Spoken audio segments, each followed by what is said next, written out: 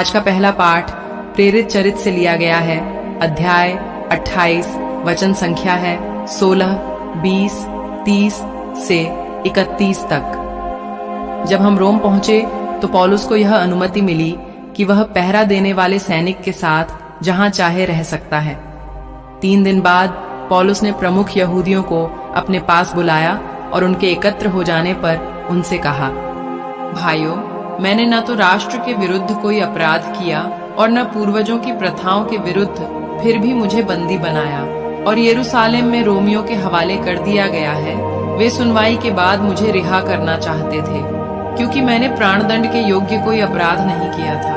किंतु जब यहूदी इसका विरोध करने लगे तो मुझे कैसर से अपील करनी पड़ी। यद्यपि मुझे अपने राष्ट्र पर कोई अभियोग नहीं लगाना था, इसलिए मैंने आप लोगों से मिलने और बातें करने का निवेदन किया, क्योंकि इजराइल की आशा के कारण मैं जंजीर पहने हूँ। पौलुस पूरे 2 वर्षों तक अपने किराए के मकान में रहा। वह सभी मिलने वालों का स्वागत करता था और आत्मविश्वास के साथ निर्विघ्न रूप से ईश्वर के राज्य का संदेश सुनाता और प्रभु ईसा मसीह के विषय में शिक्षा देता था। यह प्रभु की वाणी है। आज का सुसमाचार संत यूहन्ना के पत्र से लिया गया है। अध्याय 21, वचन संख्या है 20 से 25 तक। पेतरुस ने मुड़कर उस शिष्य को पीछे पीछे आते देखा जिसे ईसा प्यार करते थे और जिसने व्यरी के समय उनकी छाती पर झुककर पूछा था, प्रभु वह कौन है जो आपको पकड़वाएगा?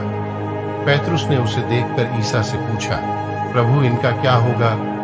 ईसा ने उसे उत्तर दिया, यदि मैं चाहता हूं कि यह मेरे आने तक रह जाए तो इससे तुम्हें क्या, तुम मेरा अनुसरण करो। इन शब्दों के कारण भाइयों में यह अफवाह फैल गई कि वह शिष्य नहीं मरेगा। परंतु ईसा ने यह नहीं कहा कि यह नहीं मरेगा, बल्कि यह कि यदि मैं चाहता हूं कि यह मेरे आने तक रह जाए तो इससे तुम्हें क्या। यह वही शिष्य है जो इन बातों का साक्ष्य देता है और जिसने यह लिखा है, हम जानते हैं कि उसका साक्ष्य सत्य है। ईसा ने और भी बहुत से कार्य किए। यदि एक एक कर उनका वर्णन किया जाता तो मैं समझता हूं कि जो पुस्तकें लिखी जाती वे संसार भर में भी नहीं समा पाती। यह प्रभु का पवित्र सुसमाचार है।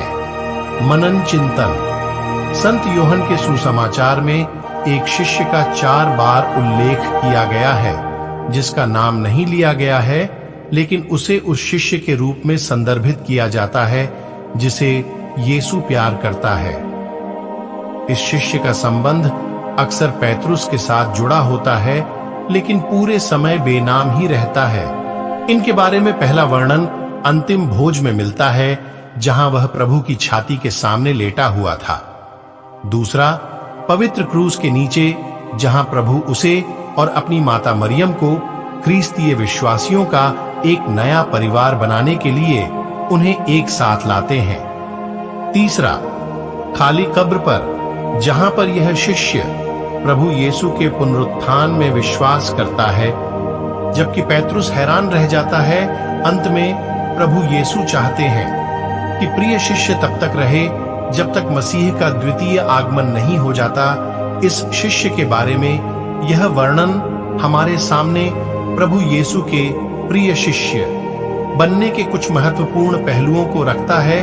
प्रभु का प्रिय शिष्य यूकारिस्त बलिदान के दौरान प्रभु यीशु से घनिष्ठता से जुड़ जाता है, जैसे यह शिष्य उनकी छाती पर लेटा हुआ था। प्रिय शिष्य प्रभु यीशु के दुख भोग में सहभागी बनता है। वह माता मरियम के साथ कलवारी तक प्रभु के साथ रहता है। हमें भी प्रभु के दुख भोग में शरीक होना है।